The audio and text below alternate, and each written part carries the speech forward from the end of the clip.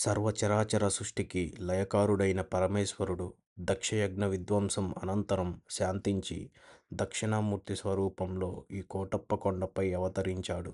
ఆ పరమేశ్వరుడు 12 ఏళ్ల బాలునిగా మారి బ్రహ్మచర్యానికి పూనుకొని తపస్సు నిమిత్తం భూలోకానికి రావడం జరిగింది. కోటప్ప కొండ 3 శిఖరాలు కలిగి ఉండటంతో దీనిని త్రికూట పర్వతమని, ఇక్కడ కొలువైన స్వామిని త్రికూటేశ్వర స్వామి అని పిలుస్తారు.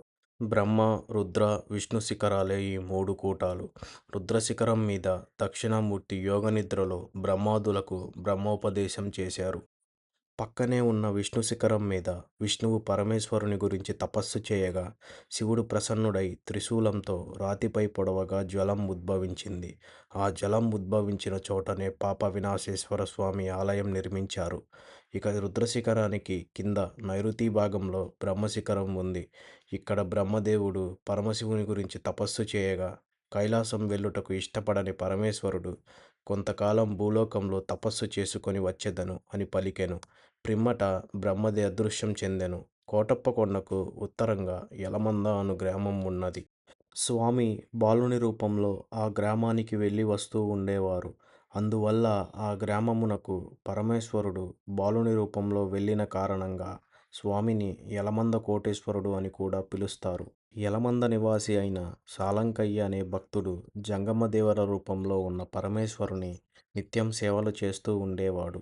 కొన్ని రోజుల తర్వాత ఆ జంగమదేవర హఠాత్తుగా మాయం కావడంతో చింతించిన సాలంకయ్య అన్నపానాలు మానివేశాడు. వెంటనే పరమేశ్వరుడు ప్రత్యక్షమై అతనికి హితోపదేశం చేశాడు. దానితో సాలంకయ్య సంతోషించాడు. పిమ్మట సాలంకయ్యకు పరమేశ్వరుడు మోక్షం ప్రసాదించెను. కోటప్ప కొండకు దక్షిణాన ఉన్న కొండకావూరు గ్రామంలోని యాదవ వంశంలో ఒక పాప జన్మించింది. ఆమె పుట్టిన తర్వాత ఆ ఇంట్లో సిరులు పండటంతో తల్లిదండ్రులు ఆమెకు ఆనందవల్లి అని పేరు పెట్టారు.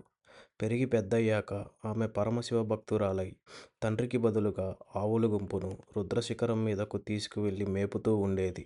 ఆ గుంపులో ఒక ఆవు నిత్యం పరమేశ్వరునికి పాలు ఇచ్చేది. ఆనందవల్లికి అనుమానం కలిగి ఒకరోజు ఆ ఆవును అనుసరించగా అది శివునికి పాలు ఇవ్వడం చూసి పులకించిపోయింది. స్వామి, రేపటి నుంచి నీ ఆకలి తీర్చుటకు నిత్యం నేనే ఆవు పాలు తెచ్చి ఇచ్చెదను అని మొక్కుకుంది. ఒకరోజు ఆనందవల్లి పాలు తెచ్చే క్రమంలో ఆ పాలను ఒక కాకి దొర్లించింది.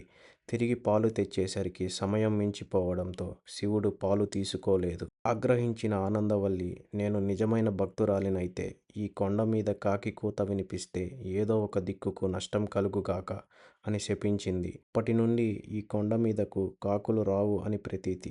ఆ తర్వాత స్వామి ఆమె భక్తిని పరీక్షించడానికి ఆమెకు మాయా గర్భమును ప్రవేశపెట్టాడు. ఒకరోజు గర్భం వల్ల కలిగే నొప్పిని భరించలేక స్వామి, నీవే నా వెంట మా ఊరు రావాలి అని ప్రార్థించింది. శివుడు అంగీకరించి, నేను నీ వెనకే వస్తాను, కానీ నువ్వు మాత్రం వెనకకు చూడకుండా వెళ్ళు అని చెప్పెను. రుద్రశిఖరం దాటిన తర్వాత స్వామి ఒక్కసారిగా బ్రహ్మశిఖరం పైకి దూకడంతో పెద్ద శబ్దాలు వినిపించాయి. లేక ఆనందవల్లి వస్తున్నాడా లేదా అని వెనకకు తిరిగి చూసేసరికి బ్రహ్మశిఖరం మీద పరమేశ్వరుడు నిలిచి ఉన్నాడు. ఆమె వెనుకకు తిరిగిన ఆ చోటనే ఆనందవల్లి శిలారూపం ధరించింది. ఆయన ఇచ్చిన మాయాగర్భం బయటకు వచ్చి శివలింగాకారంలోకి మారింది. అప్పుడు ఆనందవల్లి అడిగింది, స్వామి, మనమిద్దరం కొండ కిందకు ఎప్పుడు దిగి వెళ్ళేది అని. అప్పుడు పరమేశ్వరుడు ఇలా పలికాడు, భక్తులందరూ కలిసి భక్తి శ్రద్ధలతో కోటప్ప కొండకు 1,01 ప్రభలు ఎప్పుడైతే కట్టుకొని వస్తారో అప్పుడు కొండ దిగువకు ఇద్దరం కలిసి దిగి వెళ్ళి భక్తులకు దర్శనమిస్తాం.